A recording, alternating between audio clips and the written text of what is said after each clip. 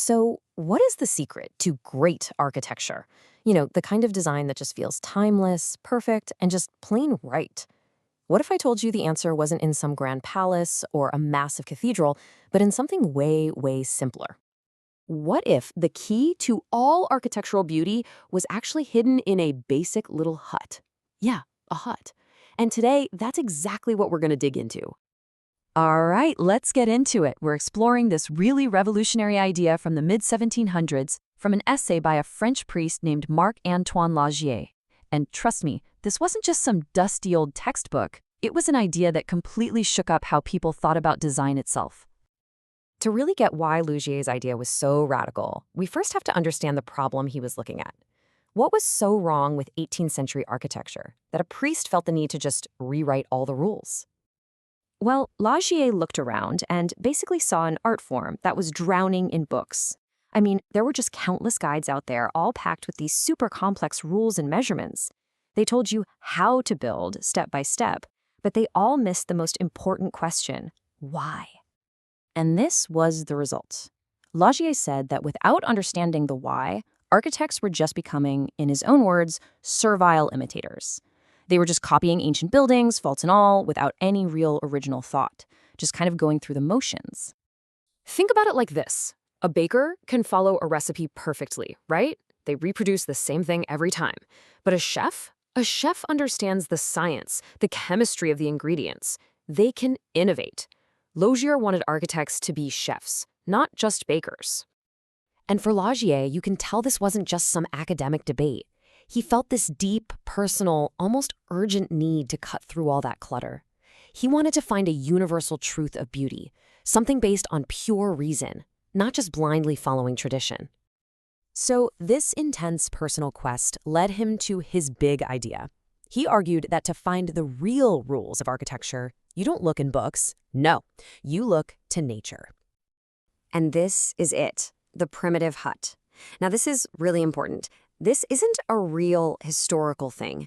It's a thought experiment. Laugier wants us to imagine the very first human impulse to build something, born from that simple, primal need for shelter.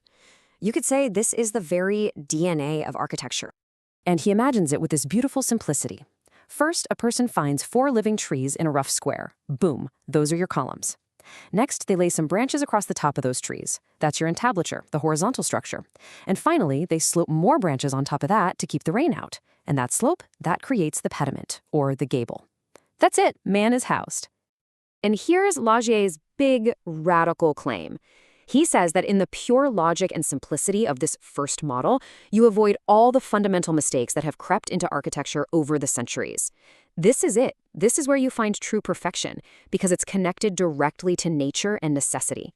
Okay, but how does this simple, rustic hut connect to the grand, complex temples of ancient Greece and Rome?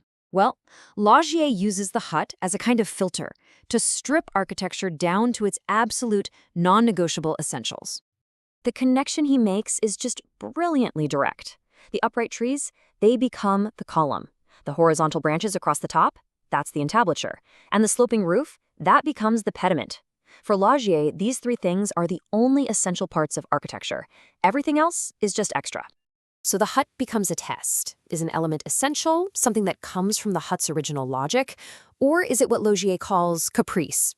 Just a whim, something added later for decoration. Pedestals under columns. He'd say that's caprice. Arches?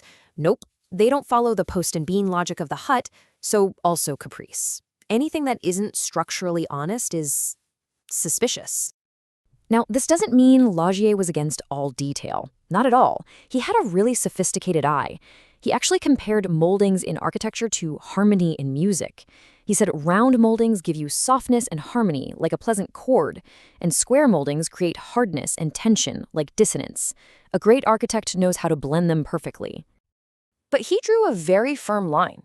He was absolutely scathing about what he called embroidery on buildings, over-the-top decoration that just hides the essential structure.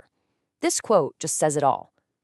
For Laugier, it didn't matter how much something cost if the result wasn't based on simple, beautiful reason. It's all about less is more. So let's pull all of this together. What's the core message from Laugier that we can still take with us today, hundreds of years later? It really boils down to a few key principles. First, that true beauty isn't just a matter of opinion, it's a natural law you can discover through reason. Second, good composition is everything. And third, and this is a big one, even a total genius needs guiding principles, the kind you get from the hut, to avoid making beautifully executed mistakes. And that gets to his final and maybe most important message.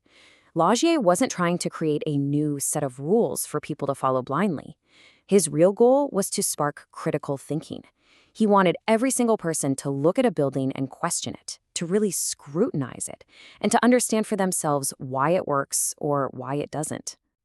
And that really leaves us with a final thought to chew on. The next time you look at a building or a piece of furniture or even a website, try applying Laugier's test. Ask yourself, what would happen if you stripped away everything that wasn't absolutely essential? What truth would be left behind? You might just find something deeper, more honest, and a whole lot more beautiful.